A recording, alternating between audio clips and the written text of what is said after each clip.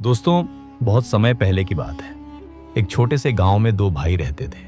दोनों एक ही परिवार से थे, लेकिन उनकी जिंदगी अलग अलग थी। बड़ा भाई शादीशुदा था, उसका अपना परिवार था, जबकि छोटा भाई अभी कुंवारा था। वे दोनों मिलकर खेतों में मेहनत करते और हर साल अच्छी फसल उगाने की कोशिश करते थे। इस साल उनकी मेहनत रंग लाई और फसल बेहतरीन हुई। खेतों में अनाज का ढेर लग गया। दोनों भाई इसे देखकर बहुत खुश थे। एक दिन खेत में काम करते करते बड़ा भाई थक गया और उसने छोटे भाई से कहा, तुम खेत का ध्यान रखना, मैं थोड़ी देर के लिए गांव में जा रहा हूं। इतना कहकर वह चला गया। छोटा भाई खेत में अकेला बैठा सोचने लगा, इस बार फसल तो बहुत अच्छी हुई है, लेकिन मैं अकेला हूं। मुझे इतना अनाज रखने की जरूरत नहीं है। मेरे बड़े भाई का परिवार है, उनकी जिम्मेदारियां ज्यादा है, उन्हें यह अनाज ज्यादा काम आएगा।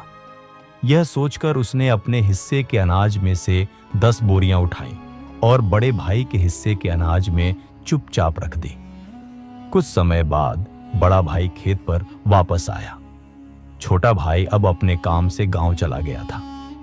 बड़ा भाई खेत में अनाज को देख रहा था और सोचने लगा, इस बार फसल बहुत हुई है, मेरा परिवार अच्छे से चल रहा है, लेकिन मेरा छोटा भाई अभी अकेला है, उसे इस अनाज की ज्यादा जरूरत है।